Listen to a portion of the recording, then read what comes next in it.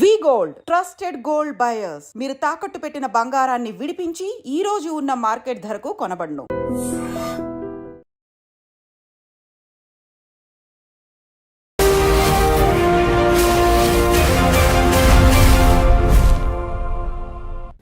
నమస్తే, welcome to I dream social spotlight with Kavitha. America అధ్యక్షుడు అయిన ట్రంప్ వచ్చిన తర్వాత భారతీయ విద్యార్థులకి కష్టాలు పెరిగాయా? రోజుకొక ఆంక్షతో వాళ్ళు తిరిగి రాక తప్పని పరిస్థితి ఏర్పడిందా?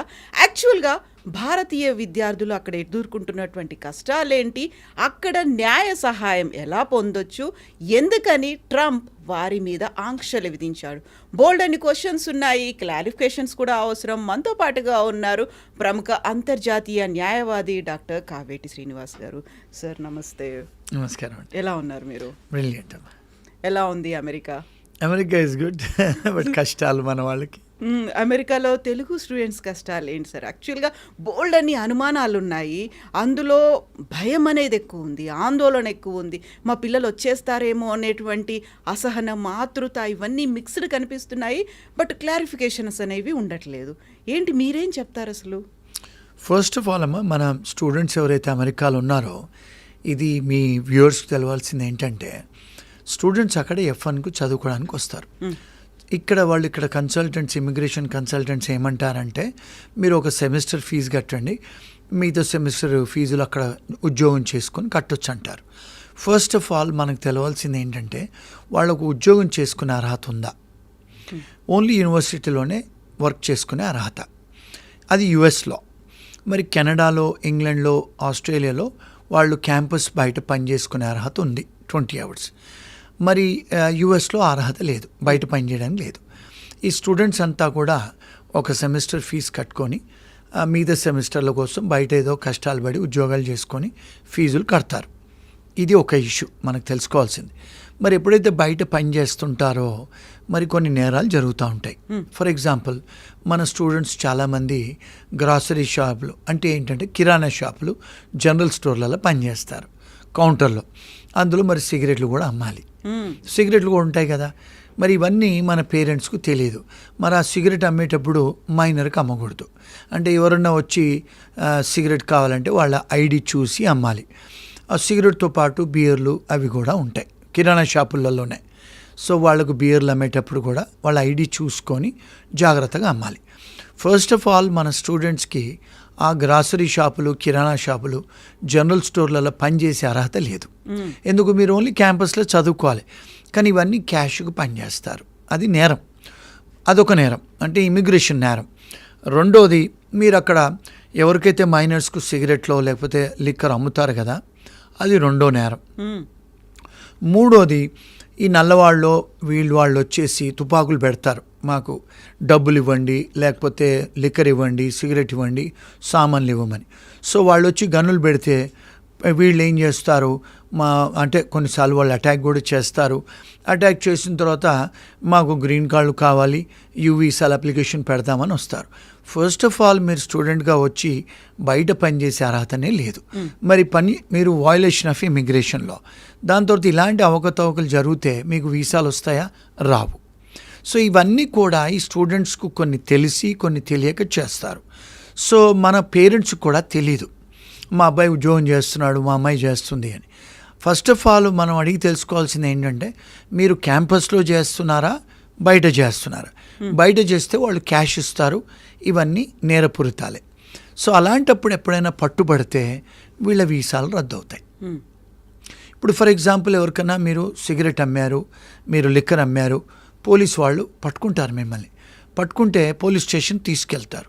తీసుకెళ్ళినప్పుడు మిమ్మల్ని ఫోటో తీసుకుంటారు, మీ ఫింగర్ ప్రింట్స్ తీసుకుంటారు. ఆ ఫోటో తీసుకొని ఫింగర్ ప్రింట్స్ తీసుకున్నప్పుడు మీరు నేరం చేశారు కనుక మీకు ఇమ్మీడియట్గా అక్కడ 28 ఏజెన్సీస్కు తెలుస్తుంది క్లౌడ్లో. అంటే ఒకసారి మన ఫింగర్ ప్రింట్ ఇచ్చామంటే ఇక్కడెక్కడైతే మీరు వీసా తీసుకుంటారో ఇండియాలో ఆ ఎంబసీకి తెలుస్తుంది, యుఎస్సిఏస్ వాళ్ళకి తెలుస్తుంది, బార్డర్ సెక్యూరిటీ వాళ్ళకి తెలుస్తుంది. ఇప్పుడు మనం ఎయిర్పోర్ట్లో ఇక్కడ కూడా ఇమిగ్రేషన్ ఆఫీసర్లు కూర్చుంటారు కదా ఇండియాలో కూడా, అక్కడ కూడా అలాగే కూర్చుంటారు. వాళ్ళందరికీ 28 ఏజెన్సీస్ తెలిసిపోతే వాళ్ళు ఏం చేస్తున్నారు, ఇండియన్ ఇక్కడ యుఎస్ ఎంబసీ వాళ్ళు మీరు అక్కడ పట్టుబడ్డారు కదా, వీసా క్యాన్సిల్ చేస్తున్నారు. ఇంకొక విషయం మన స్టూడెంట్స్ ఇక్కడే ఇబ్బందులు ఎక్కడ జరుగుతున్నాయంటే ఇండియాలో కార్లలో మోటార్ సైకిళ్ళల్లో లైసెన్సులు లేకుండా కార్ నడిపేస్తారు. ఇక్కడ మోటార్ సైకిల్ నడుపుతారు, తాగి నడిపిస్తారు. ఎవడన్నా ఆపితే పోలీసు వాడిని బెదిరియటమో లేకపోతే డబ్బులు ఇవ్వటం ఏదో చేస్తారు ఇక్కడ. అదేవిధంగా అక్కడ చేస్తారు వాళ్ళు తాగి నడపటం. అమెరికాలో తాగి నడిపిస్తే చాలా సీరియస్ అఫెన్స్ అన్నది. అఫెన్స్ అయినప్పుడు వాళ్ళు ఏం చేస్తారు, పోలీసు వాళ్ళు మిమ్మల్ని అరెస్ట్ చేస్తారు. అరెస్ట్ చేస్తే ఏమవుతుంది, మీ వీసా రద్దు అవుద్ది. రెండోది మీకు రేపు H1 రాదు. మూడోది రేపు మీకు ఉద్యోగాలు వెళ్ళినప్పుడు మీ ఫింగర్ ప్రింట్ తీసుకొని మీ క్రిమినల్ బ్యాక్గ్రౌండ్ హిస్టరీ తీసుకుంటారు. తీసుకున్నప్పుడు ఉద్యోగాలు కూడా రావు. మీకు ఎవరైనా పెళ్లి చేసుకుంటే గ్రీన్ కార్డ్స్ కూడా రావు. ఎంత ఇబ్బందులు జరుగుతాయి చూడండి. ఇవన్నీ జరుగుతున్నాయి స్టూడెంట్స్కి. అంటే ఎవరు జాగ్రత్తగా ఉండాలి, బయర్ బీ అవేర్. మనం అవేర్నెస్తో ఉండాలి. I don't know the law is not a defence. నాకు లా తెలీదు అనేది డిఫెన్స్ కాదు. So you have to know the law of the land. ఇవన్నీ కూడా ఇబ్బందులు జరుగుతున్నాయి.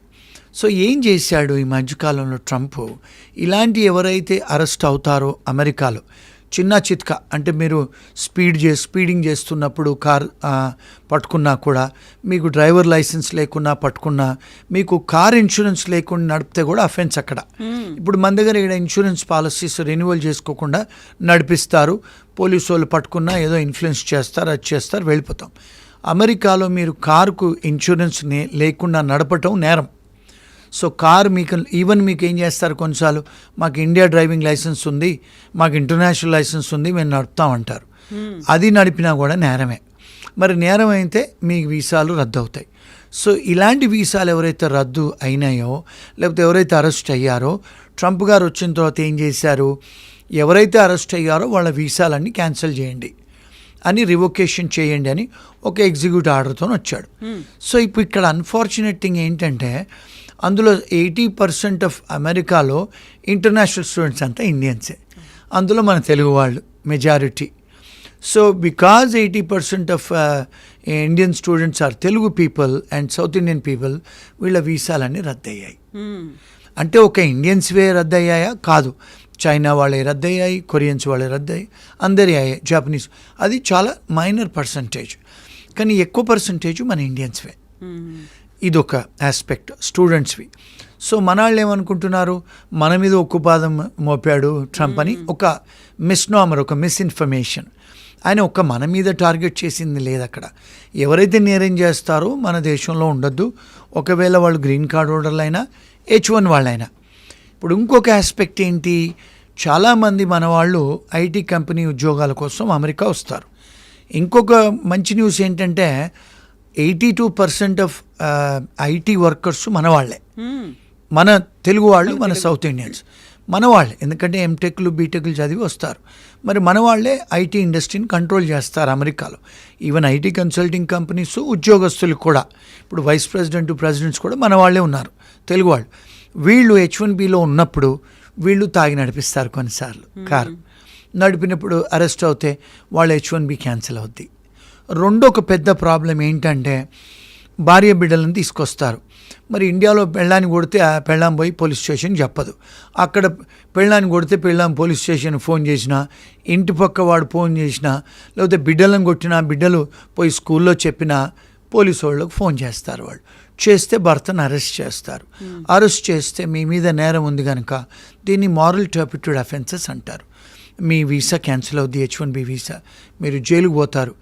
ఏమవుద్ది, H1B వీసా పోతే వైఫ్ H4 పోద్ది, పిల్లలు H4 పోద్ది. మరి భార్య బిడ్డలను చూడటానికి కూడా ఆస్కారాలు ఉండవు. వాళ్ళు రిస్ట్రైనింగ్ ఆర్డర్ ఇస్తారు జడ్జెస్. ఇవి అందరూ ఏమనుకుంటారంటే మన వాళ్ళ మీదే చేశారని. కానీ మనం ఎందుకు చెయ్యాలి మరి నేరాలు?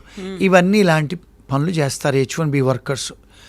ఇంకొక విషయం ఏంటంటే ఈ మధ్యకాలంలో, అంటే అంతకుముందు కూడా లా ఉంది, ఎవరైతే గ్రీన్ కార్డ్ హోల్డర్లు లేకపోతే స్టూడెంట్స్ లేకపోతే H1B వర్కర్స్ ఎవరైనా షాపులలో దొంగతనాలు చేస్తే, షాప్ లిఫ్టింగ్, దాన్ని మారల్ టర్పిట్యూడ్ అఫెన్సెస్ అంటారు. అంటే లార్సని, దొంగతనం చేయకూడదు. అంటే మీకు తెలుసు అది మీ వస్తువు కాదని, మీరు దొంగతనాలు చేస్తున్నారు. మరి దొంగతనం చేస్తే కూడా వాళ్ళు అరెస్ట్ చేస్తారు, ఫింగర్ ప్రింట్స్ తీసుకుంటారు. H1B వర్కర్ అయినా, గ్రీన్ కార్డ్ హోల్డర్ అయినా, లేకపోతే స్టూడెంట్ వీసా అయినా, లేకపోతే విజిటర్ వీసా అయినా మీ వీసాలు రద్దు చేస్తారు, మిమ్మల్ని ఇంటికి పంపిస్తారు. సో మరి ఇది ఎవరు తప్పండి? మన తప్పు. మనమేమో మీ మీడియా వాళ్ళు లేకపోతే అందరూ పేరెంట్స్ అన్ని ఇండియన్ గ్రూప్స్ అంతా ఏదో ఇండియన్స్ మీద ఉక్కుపాదం మోపాడని అనుకుంటాం. కానీ ఇవన్నీ లాస్ ఆల్రెడీ ఉన్నాయి, కానీ ఎన్ఫోర్స్మెంట్ చేస్తున్నాడు ఆయన. అంటే ఇప్పుడు చాలామంది లక్షల వేల మందిని ఎవరైతే క్రిమినల్ కేసులు hard core criminals south America అటు ఉన్న వాళ్ళందరినీ పంపించేశారు కదా, గౌతమాల వీళ్ళందరినీ. మరి లక్షల వేల మందిని పంపించేశాడు. ఇప్పుడు మన వాళ్ళని కూడా పంపిస్తున్నాడు. ఇప్పుడు ఇంకొక ఇష్యూ ఏంటంటే, మన వాళ్ళకి చాలా విషయం తెలియదు ఏంటంటే, తెలుగు వాళ్ళు కూడా బార్డర్ క్రాస్ చేసి వచ్చారు గతంలో కెనడా నుంచి.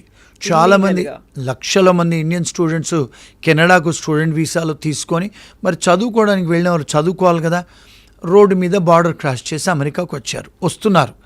వస్తే వాళ్ళు కూడా పట్టుబడితే వాళ్ళని కూడా డిపోర్ట్ చేస్తున్నాడు. అంతకుముందు బైడెన్ ఉన్నప్పుడు వీళ్ళందరూ లోపలికి వచ్చారు, ఇప్పుడు ఎవరు వచ్చినా అరెస్ట్ చేసి పంపిస్తున్నారు. ఇప్పుడు ఇంకొక పెద్ద స్కామ్ ఏంటి మన ఇండియన్ దాంట్లో అంటే, వచ్చేసి పొలిటికల్ అసైలం ఫైల్ చేస్తున్నారు. ఎవరు? స్టూడెంట్సే కానీ, H1B కానీ, విజిటర్స్ కానీ. మరి మన దేశంలో ఏదైనా ఇప్పుడు మనం పొలిటికల్ అసైలం ఫైల్ చేసుకోవచ్చా? ఇప్పుడు కశ్మీర్లో అంటే ఇప్పుడు ఆ పాకిస్తాన్ వాళ్ళు చేయటం వల్ల అయింది, కానీ పీస్ఫుల్ కంట్రీ కదా. ఇప్పుడు తెలంగాణలో ఆంధ్రాలో ఏమైనా ప్రాబ్లమ్స్ ఉన్నాయా? మరి అంతకుముందు అంటే పంజాబ్లో ఉండే ప్రాబ్లమ్స్ ఉండేవి, కొన్ని స్టేట్స్లలో ప్రాబ్లమ్స్ ఉన్నాయి, వాళ్లకు ఇక్కడ పొలిటికల్ ప్రాబ్లమ్స్ ఉన్నాయి కనుక అప్లికేషన్ పెట్టారు.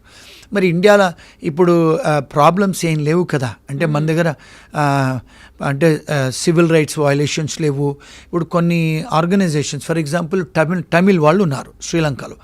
అప్పుడు తమిళ్ టైగర్స్ ఉన్నప్పుడు వాళ్ళకి ఇబ్బందులు జరిగాయి. సో మన ఇండియా కూడా మనం అసైలం ఇచ్చాము. ఇప్పుడు రోహింగాస్ వచ్చారు మన బంగ్లాదేశ్ నుంచి, మనం ఇచ్చాము పొలిటికల్ అసైలము. అట్లా కొన్ని కంట్రీస్ డిస్టర్బ్ కంట్రీస్ ఉన్నాయి. ఇప్పుడు ఫర్ ఎగ్జాంపుల్ పాలస్తీన్ వాళ్ళు ఉన్నారు, ఇజ్రాయెల్ వారు ఉన్నారు, యుక్రెయిన్ వాళ్ళు ఉన్నారు. కొన్ని దేశాలలో యుద్ధాలు జరుగుతున్నాయి, అక్కడ వాళ్ళు ఏమైనా పొలిటికల్ అసైలం పెట్టుకుంటే ఓకే ఇచ్చారు. గతంలో ఇండియా నుంచి కూడా వచ్చిన ఇప్పుడు సేమ్ సెక్స్ వర్కర్స్ వాళ్ళకు కూడా మేము ఇప్పించాము అమెరికాలో. ఇప్పుడు అది కూడా లీగలైజ్ అయింది కదా ఇండియాలో. మరి ఇక్కడ మన తెలుగు వాళ్ళు స్టూడెంట్సే కానీ, H1B వాళ్ళే కానీ విజిటర్స్ వచ్చి బార్డర్ క్రాస్ చేసి వచ్చి పొలిటికల్ అసైలం అప్లికేషన్ పెడుతున్నారు. మరి అది ఫేక్ కదండి. ఇలాంటివన్నీ చేస్తారు, వాళ్ళని అరెస్ట్ చేసి డిపోర్ట్ చేస్తే మన మీద ఉక్కుపాదం అంటారు. ఇవంతా మిస్ఇన్ఫర్మేషన్ అండి. ఇవన్నీ లాఫుల్గా ఇంతకుముందు కూడా ఉండేది అమెరికాలో, కాకపోతే ఎన్ఫోర్స్మెంట్ జరుగుతుంది ఇప్పుడు.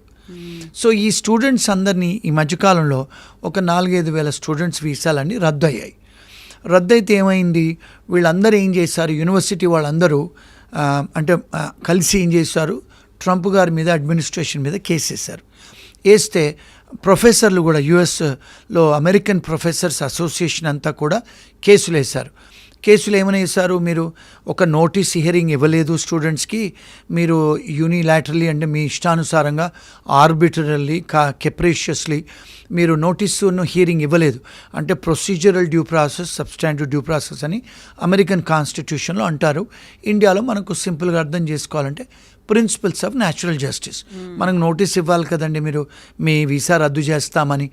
ఏమీ చేయకుండా ఒక రాత్రి పొద్దున వచ్చే వరకు అందరి వీసాలు రద్దు చేశాడు. ప్రొసీజర్స్ ఫాలో కాకుండా చేస్తే వీళ్ళు స్టూడెంట్స్ కూడా ఫైల్ చేశారు, ప్రొఫెసర్లు ఫైల్ చేశారు, యూనివర్సిటీ వాళ్ళు ఫైల్ చేశారు. ఎందుకంటే మెజారిటీ ఆఫ్ స్టూడెంట్స్ అంతా కూడా ఇంటర్నేషనల్ స్టూడెంట్స్ ఇండియా నుంచి వచ్చిన వాళ్ళే ఉన్నారు. సో మరి వ్యాపారం తగ్గిపోద్ది కదా యూనివర్సిటీస్కి. అందుకని వాళ్ళు కేసులు వేస్తే అందరూ హైకోర్టు సుప్రీంకోర్టు జడ్జెస్, అంటే ఇక్కడ ఇండియాలో హైకోర్టు సుప్రీంకోర్టు అంటారు, అక్కడ అమెరికాలో హైకోర్టు సుప్రీంకోర్టు అనరు, ఫెడరల్ కోర్ట్స్ అంటారు అక్కడ. అంటే మన ఇండియాలో కూడా ఇంగ్లీష్ వాళ్ళు ఉన్నప్పుడు హైకోర్టు సుప్రీంకోర్టుని ఫెడరల్ సిస్టమ్ అనేవాళ్ళు.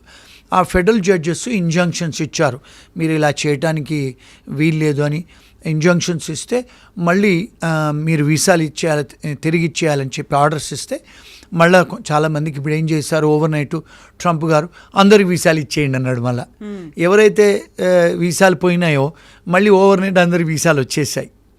సో ఈ మధ్యకాలంలో ఏమైంది, ఈ 15 రోజులు 1 monthలో కొంతమంది భయపడి వెనక్కి వచ్చేసారు, ఇండియాకు వచ్చారు.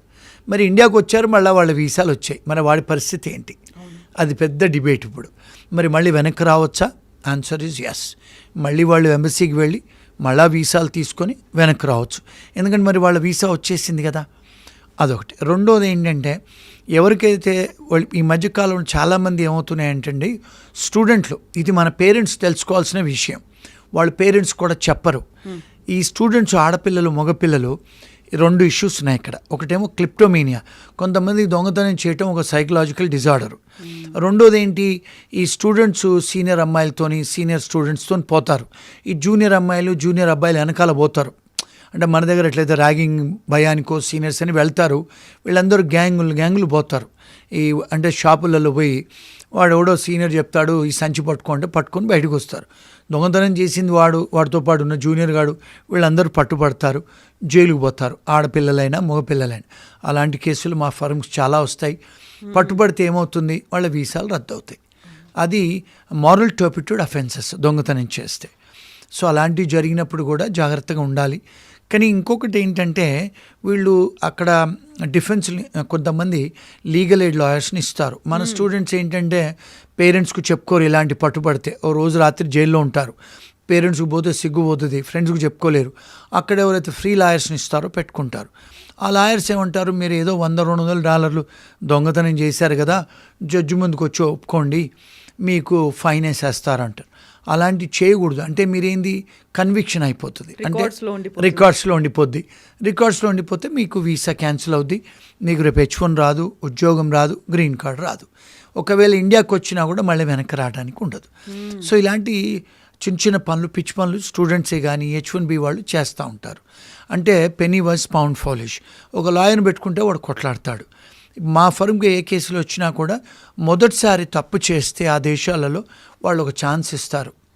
అంటే 1 year తర్వాత డిస్మిస్ చేస్తారు కేసుల్ని. అలాంటి విసులుబాటు ఉంది అమెరికాలో.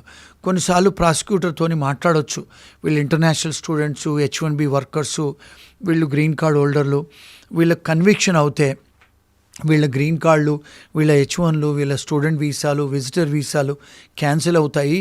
సో దయచేసి మీరు డిస్మిస్ చేయండి, ఫస్ట్ టైం కేసులు కదా అని మనం ప్రాసిక్యూటర్తో వాళ్ళు మాట్లాడితే కేసులు ఫస్ట్ టైం అని చెప్పి డిస్మిస్ చేస్తారు. ఎక్స్క్యూజ్ ఉంటుంది ఫస్ట్ టైం.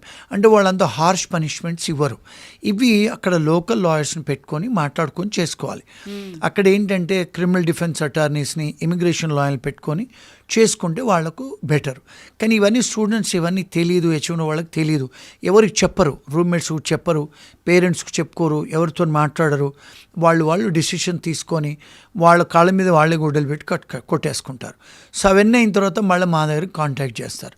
మీరు ఎందుకు ఒప్పుకున్నారు అంటే, కొన్నిసార్లు అక్కడ ఏంటంటే మన దగ్గర లేదండి, పనిష్మెంట్స్లలో retributive and deterrent and reformative effect అని ఉంటుంది. అంటే ఏంటి, మీరు ఒక తప్పు చేస్తే దానికి రిఫార్మ్ అవ్వాలి. వాళ్ళు ఏం చేస్తారు, అక్కడ మీరు కమ్యూనిటీ సర్వీస్ చేయమంటారు. కమ్యూనిటీ సర్వీస్ అంటే మన వాళ్ళు ఏమనుకుంటారంటే గార్డెన్, ఏదో పబ్లిక్ పార్కులు క్లీన్ చేయటం, బాత్రూమ్లు క్లీన్ చేయటం, రోడ్డు ఊడవటం అని అనుకుంటారు. కానీ అది కన్విక్షన్. అది అంటే మీరు రిఫార్మ్ అవుతారు. ఆ బాత్రూమ్లు కడిగేటప్పుడు, లేకపోతే పబ్లిక్ పార్కులు క్లీన్ చేసేటప్పుడు, అరే నేను తప్పు చేశానని మనం ఫీల్ అవుతాం కదా. అంటే you are reforming yourself, your saying what is that I have done అని. So that is also a punishment. కానీ ఈ లాయర్లు వీళ్ళకి చెప్పరు, వీళ్ళు కూడా రీసెర్చ్ చేయరు. ఏదో కమ్యూనిటీ సర్వీస్ అంట, $50 $100 కట్టేయడమే కదా, నాకు ఇక్కడ అయిపోతుందని. అలాంటి స్టూడెంట్స్ చేయకూడదు, ఎవరైనా చేయకూడదు. Until you become a citizen అయితేనే మిమ్మల్ని డిపోర్ట్ చేయరు. ఈవెన్ గ్రీన్ కార్డ్ వాళ్ళైనా కూడా డిపోర్ట్ చేస్తారు. ఇంకొక పెద్ద ప్రాబ్లం మన స్టూడెంట్స్ ఫేస్ అయ్యేది ఏంటంటే అండి, ఇవన్నీ వీళ్ళు చెప్పరు. ఇప్పుడు అక్కడ అంటే ప్రాస్టిట్యూషన్ కొన్ని స్టేట్స్లలో లీగలు, కొన్ని స్టేట్స్లలో ఇల్లీగలు. ఇప్పుడు కొన్ని స్టేట్స్లలో ఏదైతే ఇల్లీగల్ ఉంటుందో అక్కడ మీరు ప్రాస్టిట్యూషన్ అటెంప్ట్ చేసినా కూడా, ట్రై చేసినా కూడా జైలుకు పోతారు.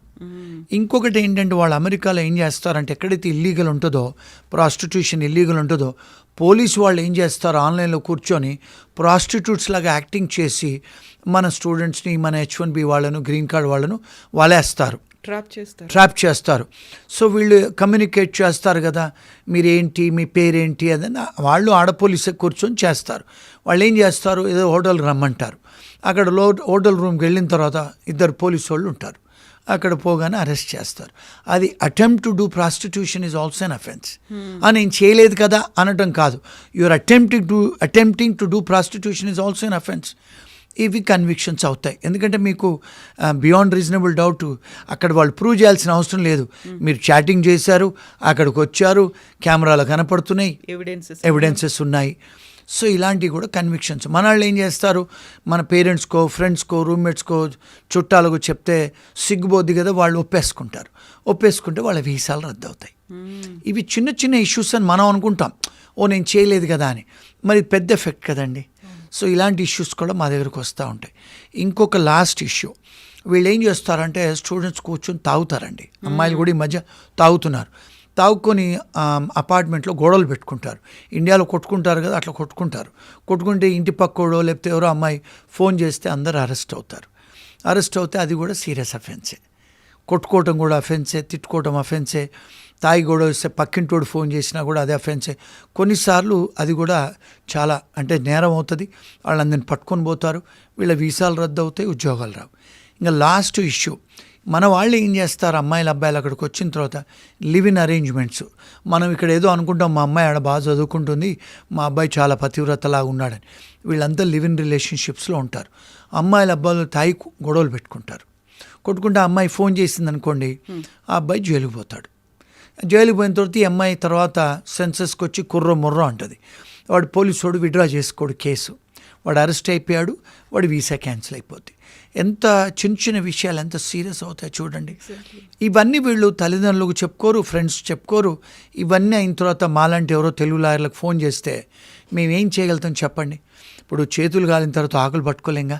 సో ఇవన్నీ కూడా మీ ప్రేక్షకులు, మీ ఫ్రెండ్స్, ఆడియన్స్ తెలుసుకోవాల్సిన విషయాలు ఇవన్నీ. ఇది ఇంత ఓపెన్గా ఏ లాయర్ వచ్చి చెప్పరండి. నేను ఇక్కడికి చాలా, ఎందుకంటే మాకు ఇండియాలో ఆఫీసులు ఉన్నాయి, ప్రాక్టీస్ చేస్తాము.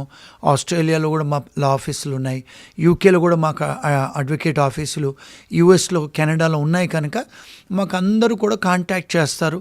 తెలుగు వాళ్ళు మాట్లాడతాను, నేను చెప్తాను, ఇవన్నీ చేస్తూ ఉంటారు. ఇవన్నీ చాలా కష్టం కదండి. Once you are arrested and once your visa is terminated, మీకు ఉద్యోగాలు కూడా రావండి ముందు. ఎందుకంటే వాళ్ళు మీ బ్యాక్గ్రౌండ్ చెక్ చేస్తారు ఉద్యోగం ఇచ్చేటప్పుడు, అది అందులో వచ్చేస్తుంది. అది ఎప్పటి వరకు ఉంటుందో ఒక్కసారి మీ ఫింగర్ ప్రింట్ తీసుకుంటే 20 సంవత్సరాలు ఉంటుంది. మరి 20 సంవత్సరాల వరకు మీకు అది క్లియరెన్స్ చేసుకోవచ్చా? ఒక్కసారి ఫింగర్ ప్రింట్ క్లియరెన్స్ అవ్వదు. మీకు కెనడా కూడా వీసా రాదు, యూకేకి వీసా రాదు, ఆస్ట్రేలియా వీసా రాదు. ఎందుకు? వీళ్ళు ఏం చేశారంటే యూఎస్ఏ వాళ్ళు ఈ 5 దేశాలతో ఒక అగ్రిమెంట్ చేసుకున్నారు. అంటే షేరింగ్ ఆఫ్ ఇన్ఫర్మేషన్. వీళ్ళందరూ ఆ ఇన్ఫర్మేషన్ షేర్ చేసుకున్నారు కనుక మీరు ఏ దేశాలకు పోయినా వాళ్ళకి తెలిసిపోద్ది. అంటే మనం ఏదో అమెరికాలో చేసి వచ్చాము, నేను కెనడాకి వెళ్తాను, యూకేకి వెళ్తాను, ఆస్ట్రేలియాకి వెళ్తాను, న్యూజిలాండ్ వెళ్తానంటే మీకు రావు వీసాలు. సో జాగ్రత్త పడాలి. చిన్న తప్పుకు పెద్ద పనిష్మెంట్స్. ఇవన్నీ కూడా పేరెంట్స్ తెలుసుకోవాలి, వెళ్ళే స్టూడెంట్స్ తెలుసుకోవాలి, వెళ్ళిన స్టూడెంట్స్ తెలుసుకోవాలి, H1B వాళ్ళు తెలుసుకోవాలి, గ్రీన్ కార్డ్ వాళ్ళు కూడా తెలుసుకోవాలి. ఇవన్నీ మేము మాట్లాడాలి అంటే అమెరికాలో లాయర్లు ఫోన్ చేస్తే మేము 50,000 రూపాయలు తీసుకొని ఫోన్లో చెప్తాము ఇవన్నీ. సో ఇవన్నీ కూడా మీ మీ ఆఫీస్కి వచ్చి, ఐ డ్రీమ్స్కి వచ్చి మీ ప్రేక్షకులకు ఫ్రీగా చెప్తున్నాము. సో వీళ్ళందరూ కూడా చూడాలి ఇవన్నీ వైరల్ చేయండి, అందరు షేర్ చేసుకోండి ఇన్ఫర్మేషను. ఇలాంటి ఇంకా చాలా ఇన్ఫర్మేషన్ ఇస్తాం.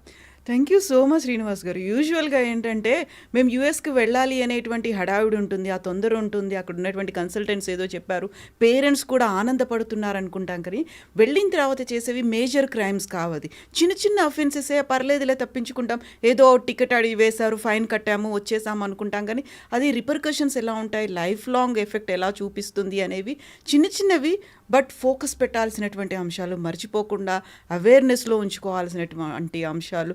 Thank you so much Srinivas గారు, ఇంత మంచి ఇన్ఫర్మేషన్ ఇచ్చినందుకు. Thank you.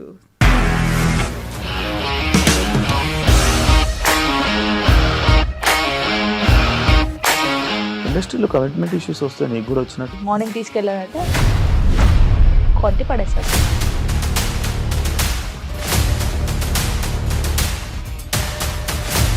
ఒక్కళ్ళు కూడా చూడలేదు ఈ సినిమా అని చెప్పడానికి కూడా చాలా ధైర్యం కావాలి. అది నిజం కదా, దాంట్లో ధైర్యం ఏంటి? ఇది నెక్స్ట్ డే ప్లేట్ మార్చేస్తే తప్పు కదా. As of now we are comfortable this అని నేను అనుకుంటున్నాను. రష్మిక గారిది మీది ఒకే ఊరంట కదా?